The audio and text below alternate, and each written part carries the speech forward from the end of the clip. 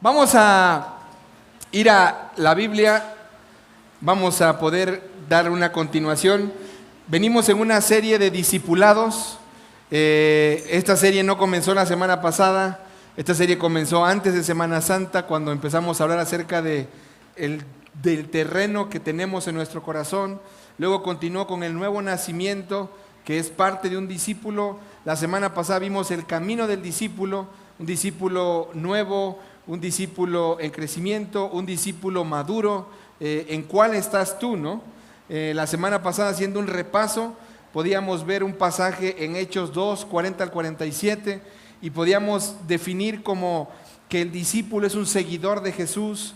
Podíamos decir que el discipulado es ayudar a otros a seguir a Jesús, y hablábamos de 6 cualidades que tenía un discípulo maduro, ¿no? No sé si se acuerdan las 6 cualidades cuáles eran, pero esta semana las vamos a repasar en las iglesias en casa. Y te quiero leer un pasaje, no lo busques, es en Nueva Traducción Viviente, pero quiero que prestes atención a los verbos de estos pasajes. Dice: todos los creyentes se reunían en un mismo lugar y compartían todo lo que tenían. Aquí hay 2 verbos: se reunían y compartían todo lo que tenían. En el versículo 45 dice: vendían sus propiedades y sus posesiones y compartían el dinero con aquellos en necesidad. En la primera veíamos que ellos se reunían y compartían. Ahora vemos que ellos vendían y compartían.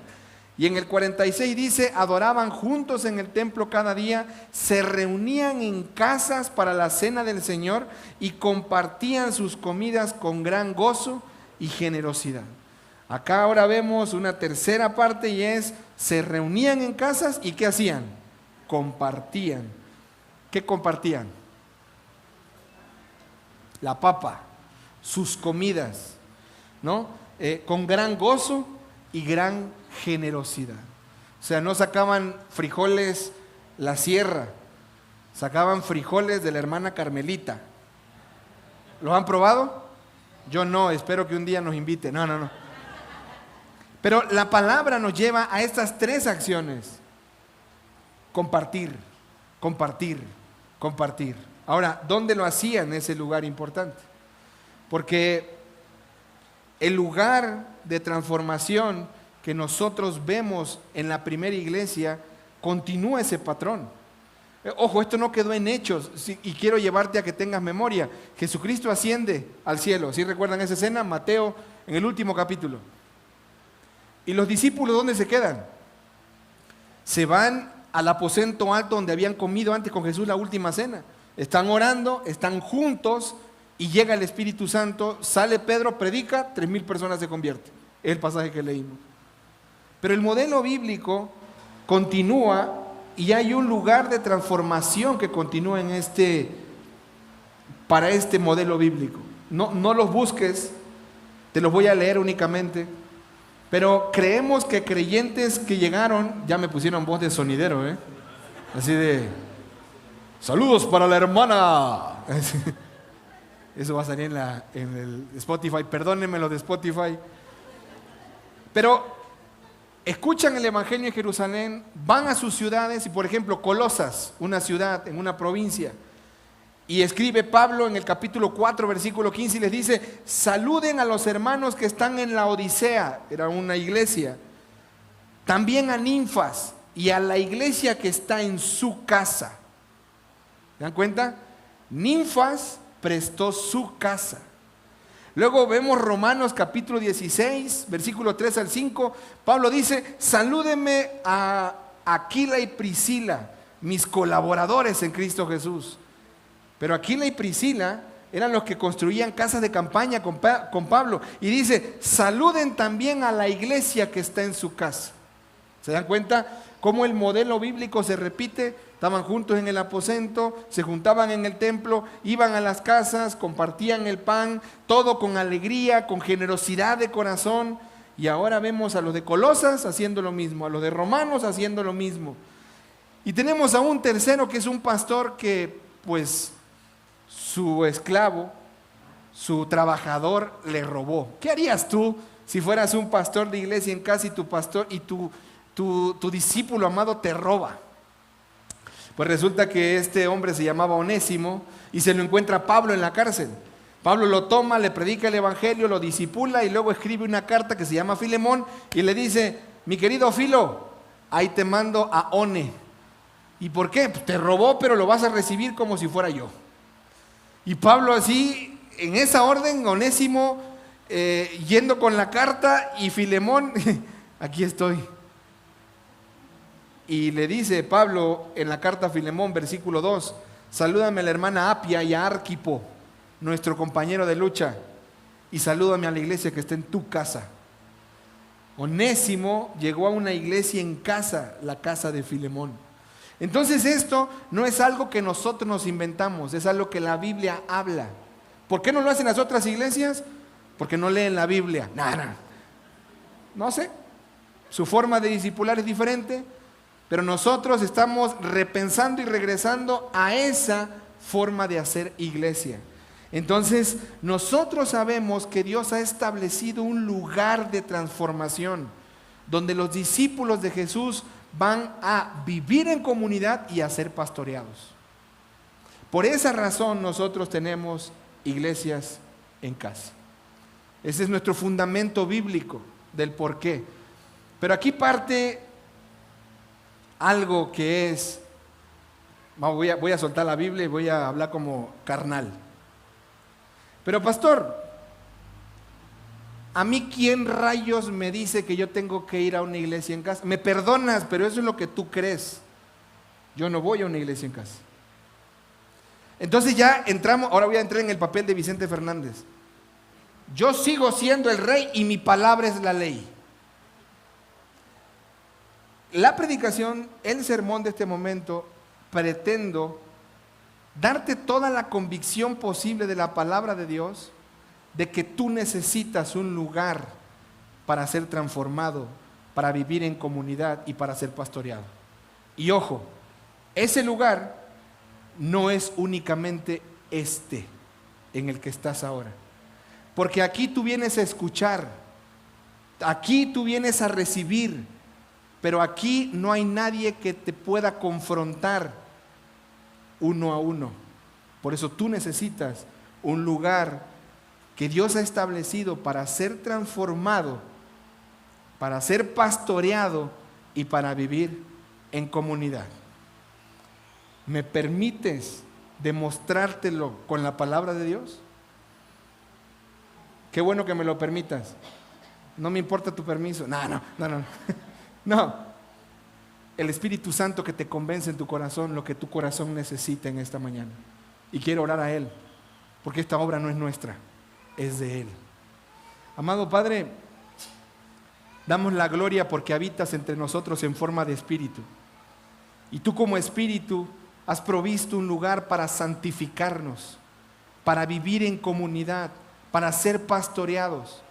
Padre, sana los corazones que estén en esta mañana dolidos porque los han traicionado, dolidos porque se han aprovechado de ellos, dolidos porque no los han pastoreado. Padre, que rompan ese esquema en su mente y que puedan decir: te creo a ti y a tu palabra, que este lugar es el lugar que yo necesito, Señor.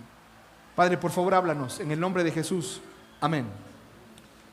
Llegamos a una carta que se llama Efesios y vamos a ir a un capítulo que es el capítulo 4.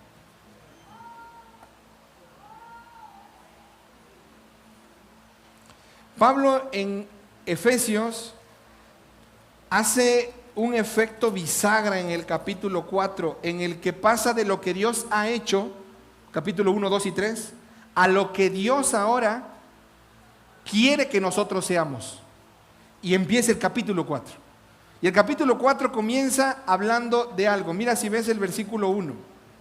Yo, pues, prisionero, les ruego que ustedes vivan de una manera ¿qué? Digna. Y entonces aquí viene una pregunta: ¿qué es vivir de una manera digna? ¿Cómo es? Pastor, una persona que vive de manera digna no se tatúa. Pastor, una persona que vive de manera digna habla bonito. ¿Qué cosa es realmente vivir de una manera digna? Pablo está escribiendo a una iglesia en el que le dice lo que Dios ha hecho con ustedes y ahora cómo Dios quiere que ustedes vivan de una manera digna. Pero es muy claro Pablo lo que es vivir de una manera digna en el versículo 2. Que vivan ¿con qué? Con toda humildad. Que vivan en mansedumbre, con paciencia. Aquí se pone duro. Hasta aquí, Señor, yo puedo vivir de una manera digna, humilde, manso, paciente, pero que yo soporte a otros. Ojo, Pablo dice, vivir de una manera digna es vivir siendo humilde, siendo manso, siendo paciente, pero todo esto engloba que soportes a los demás. Y te voy a decir algo que yo voy a añadirle a Pablo, porque Pablo no continuó, pero que te soporten a ti. Oye, porque no somos monedita de oro para caerle bien a todos, ¿o no? Hay gente que no te soporta. Gloria a Dios por tu vida, porque está siendo utilizado para que otra persona pueda crecer en el carácter de Cristo. Pueda ser paciente, pueda ser humilde, pueda ser una persona... Ojo, tu marido no te soporta. Tu esposa no te soporta, tus hijos no te soportan. Eso es lo que el Señor nos está llamando. Gente en tu trabajo muy probablemente no te soporte. Pero la Biblia dice, andar de una manera digna es andar ¿en qué? Soportando a los otros. A mí me llama la atención que hay gente que dice, tu iglesia está muy chida, pero yo sigo siendo de la iglesia del Señor y yo me congrego en internet. Sí, seguramente ahí eres manso, paciente, humilde y soportas a otros. No, claro que no. Héctor, yo soy parte de la iglesia universal. O sea, yo no tengo una sola ni un solo pastor, yo me pertenezco a todas. Entonces andas en una, en otra, en otra, en otra. ¿Realmente Dios estableció eso? Mira el versículo 4, por favor, y quiero que veas las 7 veces que se repite para hablar de unidad.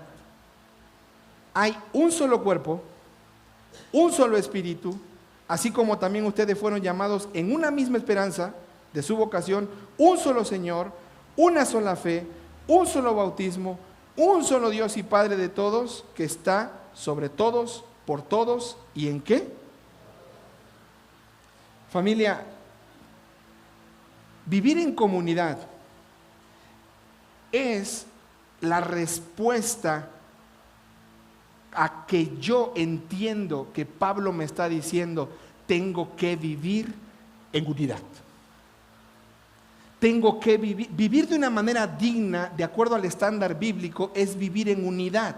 Vivir en unidad es vivir en comunidad. Ojo, la unidad de la iglesia no es el fin en sí mismo.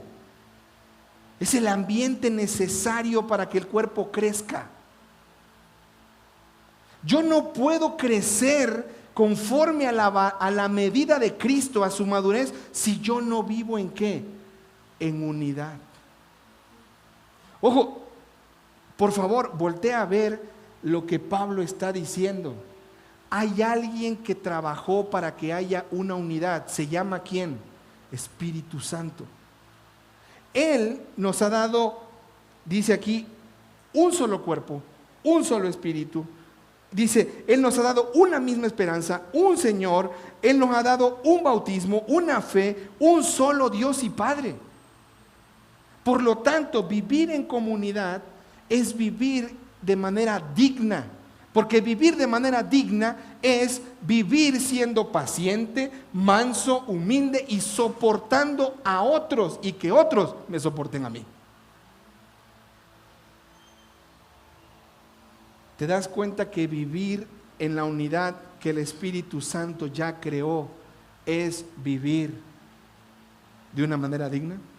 ¿Cómo nos rompe todo el esquema, Pablo, no? Porque para mí vivir de manera digna es vivir no pecando.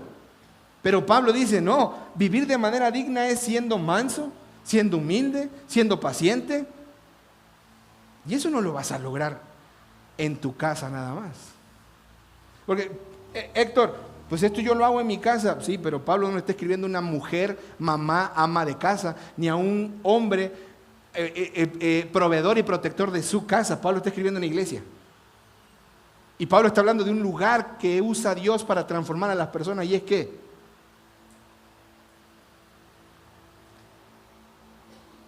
no me voy a tomar todo el tiempo, pero por lo menos 16 veces en la Biblia, en el Nuevo Testamento, aparecen los unos a los otros. Eso es comunidad. Te voy a leer uno. Romanos 12:10. Ámense unos a otros con afecto fraternal. Ámense unos a otros. Dice, sopórtense unos a otros al mostrarse honor. Segunda de Corintios 13:11 dice, consuélense, acéptense, vivan en paz. Gálatas 5:13 dice, no utilices tu libertad como una oportunidad para la carne, sino que a través del amor le sirvas a otros y te sirvan a ti. Efesios 4:32 dice, sean amables los unos con los otros, tiernos, perdonándose unos a otros. Te hago una pregunta. ¿Dónde vas a ser humilde, paciente, manso? ¿Dónde vas a perdonar? ¿Dónde vas a amar? ¿Dónde? Si no es en la iglesia. Vivir en comunidad es algo que viene de Dios. Te voy a decir por qué. ¿No Dios habita en comunidad? ¿No es Dios Padre, Dios Hijo y Dios Espíritu Santo? Los tres personas viviendo como un solo Dios. Y si Dios te redimió a ti, ¿de qué te redimió? No del individualismo, no del egoísmo, no del querer vivir solo, no del querer solamente para ti vivir una vida buena. Si tengo un Dios comunitario que me redimió de vivir solo para vivir ¿en qué? En comunidad. ¿Dónde voy a amar? ¿Dónde voy a ser un hijo de Dios que soporte a otros, que ame, que perdone? Oye, mira, lo más fácil, ¿sabes qué es? Te voy a poner una cosa muy sencilla. Tienes un trabajo. Todos tienen un trabajo, ¿ah? Tienes un jefe. El cuate es lo peor. ¿Qué es lo más fácil?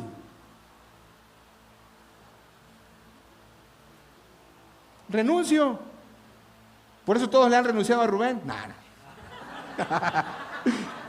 Ojo que el Brian ya está queriendo renunciar. ¿Dónde está el Brian? Ya se fue por la semita de cabeza. Ojo, cuando tenemos un empleo, ¿qué es lo más fácil? Renuncio. ¿Sabes por qué? Porque yo no voy a seguir tratando contigo. ¿Eso se puede hacer en la iglesia? Sí. Pastor, le agradezco mucho, me congregué aquí un día, ya no regreso. Ahí llegó Brian. Te anda buscando Rubén. Familia, la iglesia es el lugar en el que tú te vas a relacionar con estas personas que dice el proverbio, hierro con hierro se afilan.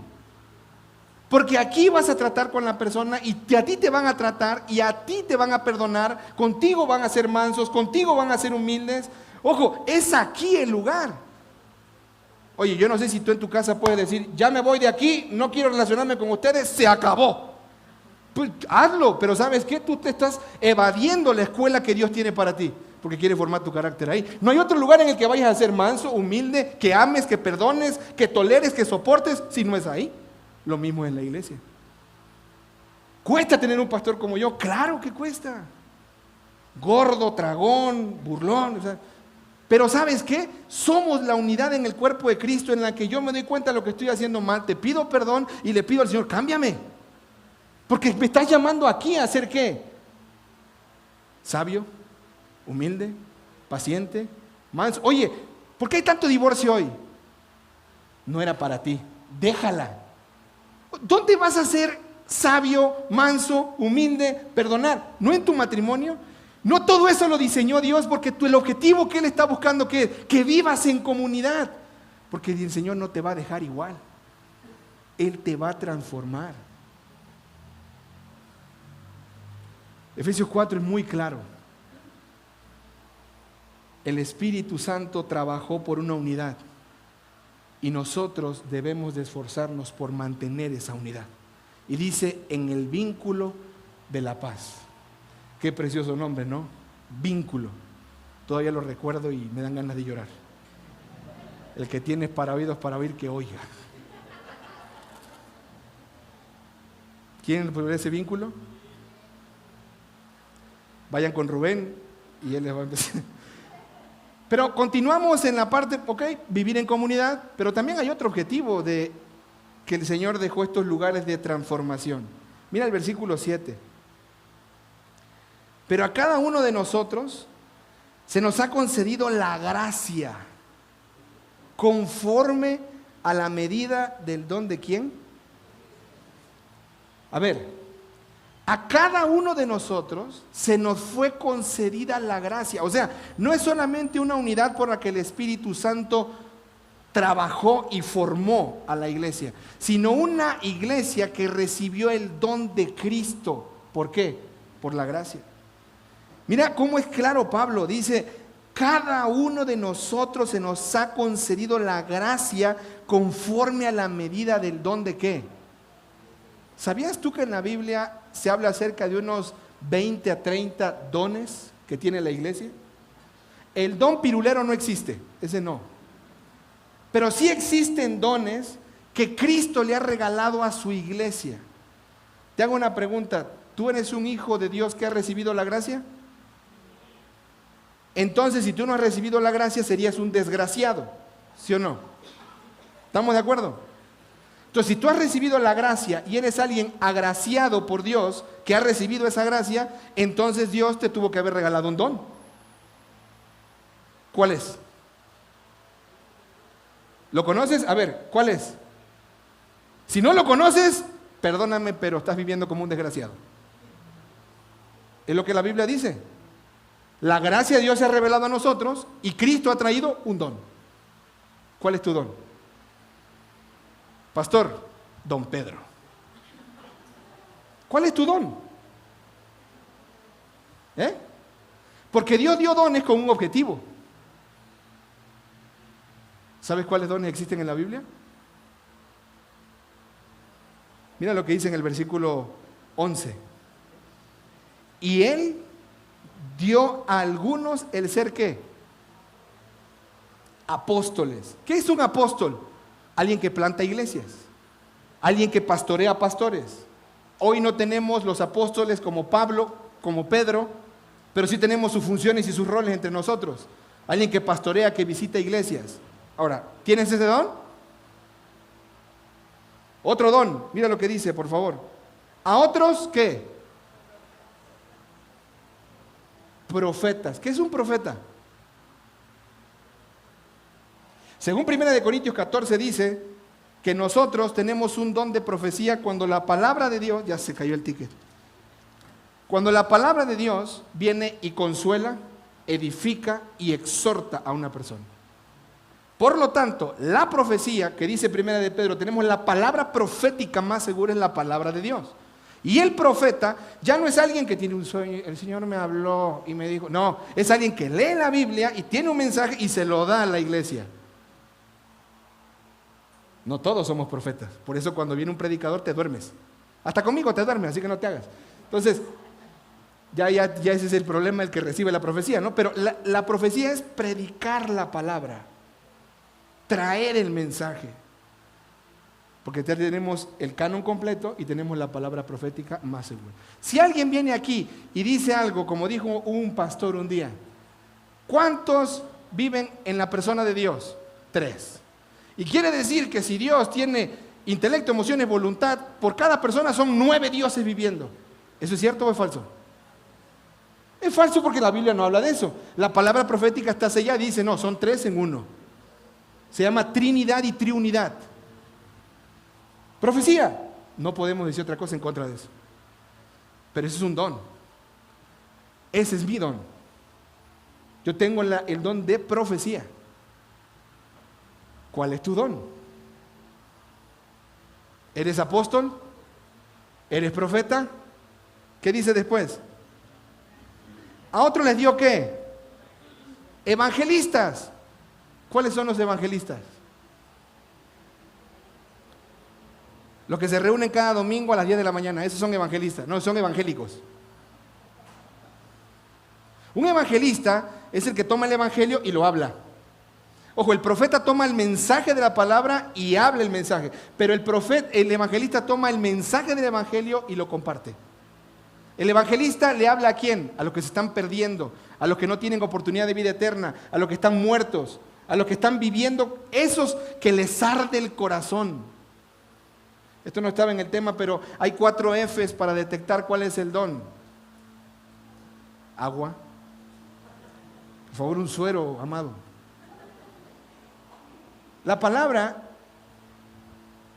cuando tú ves y sientes un fuego por compartirla, hay un fervor en ti, pero cuando lo haces tienes una facilidad, terminas con una felicidad y al último ves un fruto, ahí está tu don.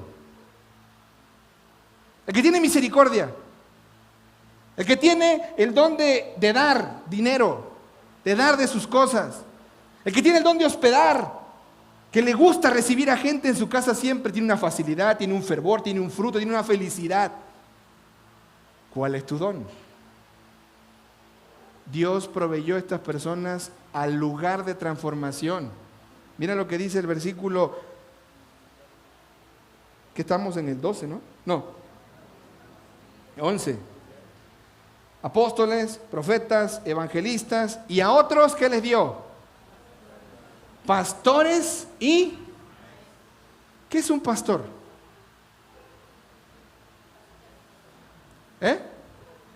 El que pastorea las ovejas. ¿Y qué hace un pastor que pastorea? Las guía, las cuida, las carga, les corta la lana. Hay unos pastores que te van a sacar la lana, pero no, esto es cortarle la lana. Entonces, ¿pero qué hace el pastor? Las cuida, les pone aceite, la oveja es muy bruta, perdón, hablando de la oveja. No, en serio. La oveja es muy torpe. Está conocido que es uno de los animales más torpes que hay. Pero el pastor la cuida, la ama. ¿Te acuerdas cuando Jesús dijo que llegó y su corazón se llenó de compasión al vernos a todos como ovejas sin pastor? Pero también existe un maestro. ¿Por qué nos puso un profeta y luego un maestro? Porque son cosas muy diferentes. El maestro es el que toma ya el mensaje revelado que trajo el profeta y ahora lo sigue enseñando. Lo que hace escuela dominical. ¿Cuántos maestros hay? ¿Cuántos maestros aquí estamos? Ahora, yo nomás te menciono 5. Hay más en Romanos y en Corintios. Don de lengua, don de profecía, don de sanidad, don de misericordia. Hay don de hospitalidad, hay don de liderazgo. ¿Cuál es el tuyo? Nosotros no limitamos al Espíritu. Si Él te ha dado un don, Él te lo dio. Y creemos en que todos los dones están vigentes. No solamente 10, todos. ¿Cuál es el tuyo? Yo no sé. Lo que sí sé, porque lo estoy viendo en tu cara, es que tú no sabes cuál es tu don.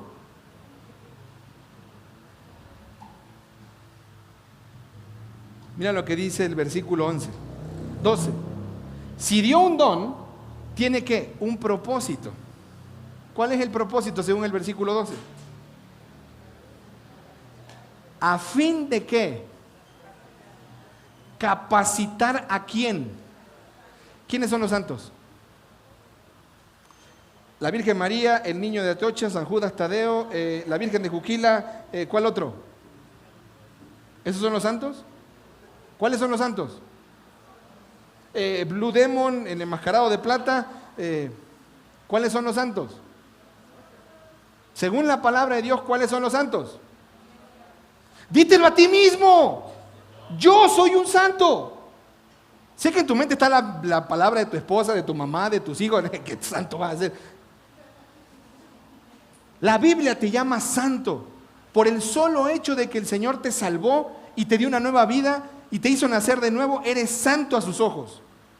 Pero ojo, si en la gracia recibiste un don, es para que pongas ese don al servicio de la iglesia y capacites ¿a quién? A los otros santos. La palabra es muy clara. A fin de capacitar a los santos. ¿Para qué? Para la obra del ministerio. ¿Para qué voy a ser misericordioso? ¿Para qué voy a ser un líder? ¿Para qué voy a ser un pastor? ¿Para qué voy a ser un profeta? ¿Para qué voy a ser un evangelista? Para capacitar ¿a quién? A los santos. Deja de ser egoísta. Nada más yo y mi familia. ¿El Señor te manda eso? Te dio un don, te puso en un cuerpo, te llevó a que edifiques. ¿Por qué? Porque te regaló algo. Y quiero decirte algo, un día vas a dar cuentas. ¿Qué hiciste con lo que se te dio? No sé cuál era mi don. Perdóname ahí, eso no tenía que decirlo. Pero es que, no sé. ¿Y no te dieron ganas de descubrirlo? Ojo, el hecho de que tú digas que no sabías no te exime de tu responsabilidad, ¿eh? Tú tienes un don. Él te dio un don en un cuerpo. ¿Para qué? Para que tú ayudes a que otros sean como Cristo. La única misión de la iglesia es que cada vez los hijos de Dios sean más parecidos a su Señor. Familia, el texto es muy claro. A fin de capacitar a los hombres, a los santos, para la obra del ministerio. Pero date cuenta la visión que Dios tiene. Ojo, mira, el Espíritu crea una unidad y te dice que la mantengas.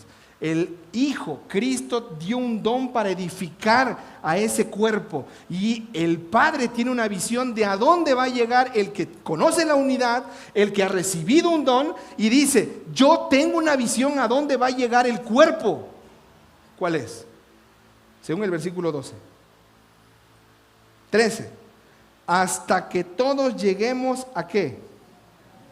A la unidad de la fe y del pleno conocimiento del Hijo de Dios. ¿Eso a qué es? El día que todos seamos juntados en el cielo y que todos lleguemos al pleno conocimiento, lo conozco ahora en todo su esplendor. Ahora vivo una misma fe que todos, no hay una fe diferente. Y ese día, ¿qué va a pasar? A la condición de un hombre maduro. Y es muy clara la palabra.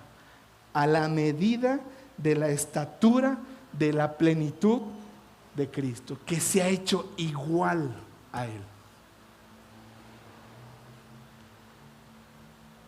Familia,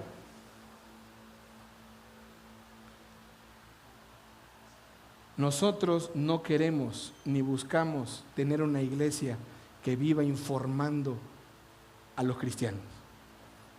Nosotros anhelamos que la iglesia sea un lugar de transformación en el que el cristiano sea hecho a la imagen de su maestro.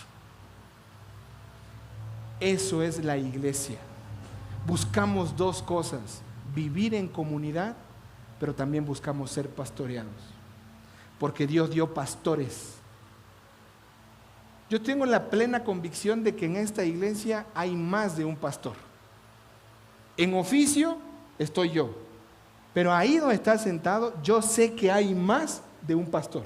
Es más, estoy convencido que en la iglesia hay pastoras, hay mujeres que tienen este don y que lo van a tener que usar con mujeres. Pero también estoy convencido que aquí en esta iglesia hay gente que no ve a los pastores como sus pastores. No ve que el pastor ha pasado por un proceso de evaluación, calificación y aprobación de parte de Dios, porque Él lo llamó. No ve que el pastor tiene un llamado de parte de Él. Por lo tanto, Él dice, yo no voy a ir con un hombre a contarle mis problemas. Esta semana tuvimos que tomar una decisión difícil. A lo mejor te vas a enterar en este momento. Anteriormente teníamos 4 iglesias en casa.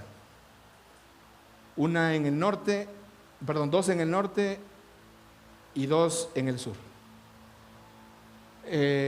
Nosotros como ancianos le dijimos a Rubén, tienes que tomarte un tiempo, y hablo ancianos, hablo del hermano Daniel y yo, tienes que tomar un tiempo para poder orar, buscar al Señor y aclarar en tu corazón, ¿dónde te quiere el Señor?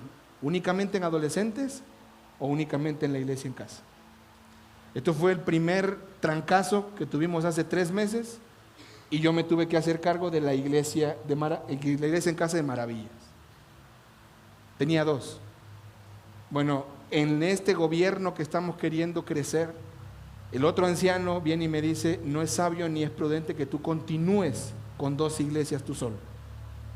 Entonces tenemos que cerrar una, porque si hay 3 pastores, solamente podemos tener 3 iglesias en casa. A mí me dolió mucho.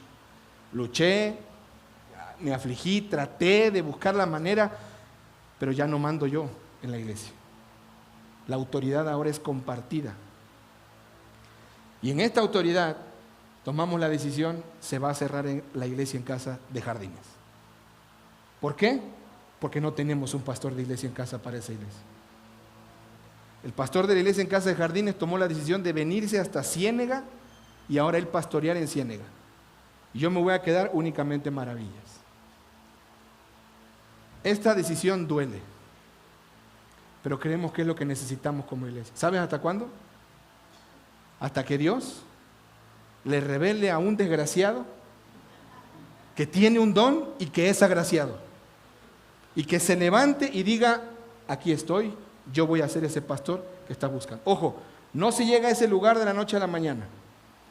He impuesto manos con ligereza, he puesto pastores y al Señor no le ha gustado y los ha quitado. Rubén no ha dejado de ser un pastor. Yo estoy convencido que Rubén es un pastor. Yo lo veo cómo trata con ustedes, yo lo veo cómo él se relaciona con la iglesia. Pero él está tomándose un tiempo entre su casa, su ministerio y su vida para tomar una buena y sabia decisión. Te pido que ores por él. La solución no es que Rubén regrese ahorita a ser pastor de iglesia en casa, no es la solución. La solución, ¿sabes cuál es? Que la iglesia se active y diga, aquí estoy. Yo soy el pastor que Dios está llamando para esto. Y voy a usar una palabra solemne de nuestro hermano Daniel, aprovechando que no está. El problema es que tenemos a muchos cristianos que son baquetones, dice él. Yo le llamo desgraciados, él le llama baquetones. Que no quieren tomar su lugar. Estuvimos en la reunión de hombres. La reunión de hombres vimos que el hombre ha decidido voluntariamente ceder su responsabilidad. Él no es un pastor de su casa, por mucho menos va a ser un pastor de la iglesia. No tenemos tiempo de devocional, no tenemos tiempo con nuestros hijos, no tenemos tiempo de enseñar la palabra, no tenemos tiempo de asumir nuestro rol. ¿Por qué? Porque lo más fácil para el hombre, como lo hizo Adán, deshacerse de la autoridad y dársela a Eva. O tenemos estos hombres que ya caen en el matriarcado dejando que las mujeres gobiernen sus casas. O tenemos al hombre machista que es el, no, aquí se va a hacer lo que yo digo. Son los dos extremos. La gracia de Dios nos redimió, ¿para qué? Para vivir en comunidad y para asumir nuestro rol como hombres. ¿Qué estás haciendo? Terminando, quiero llevarte a una aplicación muy sencilla y muy práctica. ¿Por qué no tomas la decisión hoy de romper con ese cristianismo de consumo que estás teniendo y de aislamiento? Yo entiendo tu situación, yo sé que tienes 1001 cosas que hacer, yo lo sé, pero también sé que la vida del Hijo de Dios o es cómoda o es sacrificial. Cómoda, sigue viviendo como estás. Sacrificial es, toma el lugar que Dios te está desafiando, rompe con la vida de consumismo. El individualismo y el aislamiento es fruto del pecado. No quiero relacionarme con nadie, quiero solamente vivir yo. El Señor te llamó porque Él es comunitario y te lleva a una comunidad. Yo te ruego, sé vulnerable y vas a empezar a madurar. Sé vulnerable y ojo, deja de venir a un lugar al que solamente asistes y ven a un lugar al que pertenezcas y en el que bendigas a otros. Porque Dios te ha dado un don. También te quiero animar a algo. Cumple con la demanda que el Evangelio te está poniendo. Según Hechos 2, esta gente pasó de vivir en el egoísmo a vivir en la generosidad. Se reunían y compartían. Vendían y compartían. Estaban juntos y compartían. Deja el egoísmo. ¿Sabes cuántas iglesias en casa he visto que se abren? Que tienen una sala padrísima. Y 2 años después, ya tiene un hueco el sillón. Hay menos sillas, muchos trastes rotos, sí. Pero el llamado del Evangelio es a soportar unos a otros estas cosas. Pasa por favor de ese individualismo a la comunidad. Pasa por favor de la información a la transformación. No vamos a una iglesia en casa, no vamos a un tiempo de predicación, porque la meta final es estudiar la Biblia. Te tengo una mala noticia, no es estudiar la Biblia, es ser transformado por las aplicaciones que veo de la Biblia. Y este es el más doloroso, pero es una aplicación que te tiene que desafiar. El Señor te salvó de tu egoísmo, de tu individualismo, de ti mismo, para que vivas en una comunidad en la que te sometas al pastoreo, que aceptes la guía de los pastores, que los veas como hijos de Dios calificados para poder dirigirte en tu vida, que tú puedas participar en esa cristificación, que uses tu vida para ayudar a otros a que reflejen a Cristo, esa es la cristificación, y que tú reflejes a Cristo a ellos. Y que tú, en este sometimiento al pastoreo, digas, mi hospitalidad es intencional.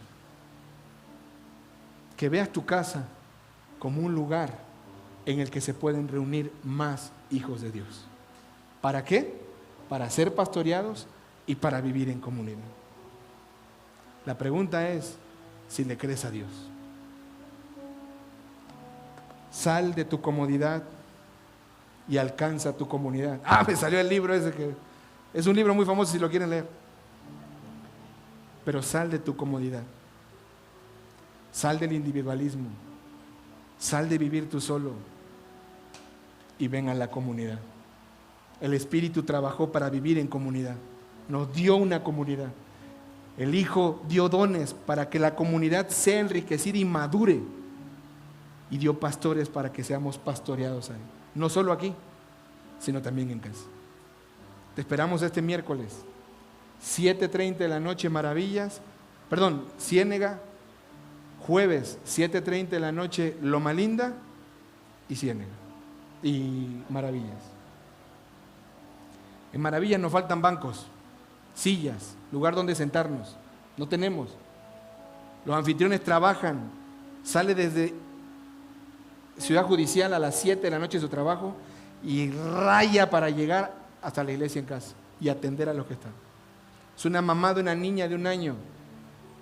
¿Y sabes algo? Son nuevos en la iglesia.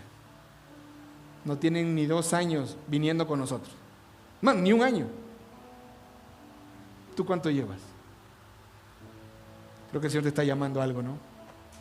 Vamos a orar.